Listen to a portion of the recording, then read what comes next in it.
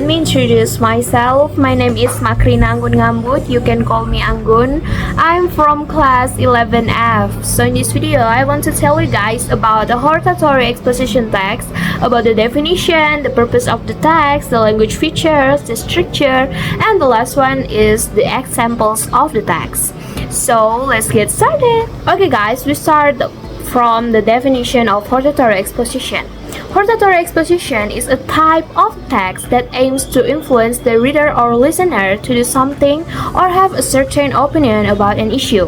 This text typically contains arguments that support a particular opinion or action and aims to persuade the reader or listener to follow that opinion or action. The second is the purpose. The main purpose of hortatory exposition is to influence or persuade the reader or listener to do something or have a certain opinion about an issue. This text can be used to influence public opinion, promote a product or service, or persuade people to take a specific action. Okay guys, after the purpose, we must go to the structure of the text. The structure of hortatory exposition typically consists of three parts, namely first, thesis, statement. This part contains the statement of opinion or action that is being proposed. The second, arguments. This part contains the arguments that support the opinion or action being proposed. The third, recommendation. This part contains suggestions or recommendations for doing something or having a certain opinion. Okay, we move to language feature. Hortatory exposition uses persuasive language features, including first, using persuasive words such as should, must, ought to, and the other. The second, using words that express opinions such as I think, I believe, and that, any other.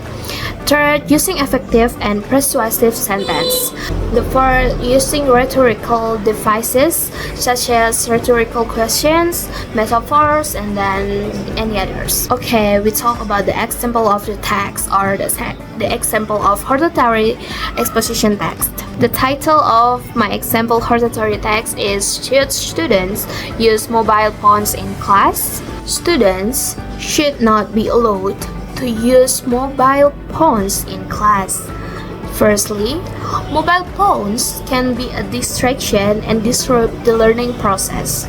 Secondly, students may use their phones to cheat on exams. Thirdly, mobile phones can also be a source of cyberbullying and harassment. Therefore, schools should ban the use of mobile phones during class hours. Okay guys, that's about the definition, the purpose of the text, the language features, and the structure, and then the example of the hortatory exposition text.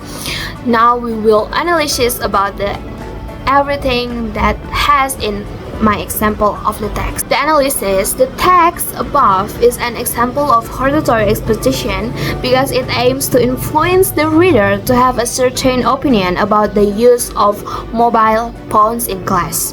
The text uses arguments that support the opinion that students should not be allowed to use mobile phones in class and provides a recommendation to ban the use of mobile phones during class hours. And then guys, I have a tips for you guys that want or could or should to make a hortatory exposition text.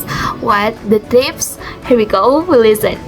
The tips for what or for the first, make sure to use strong and relevant arguments. The second, use persuasive language features to influence the reader.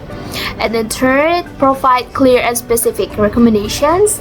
Fourth, use relevant example to support your arguments, guys.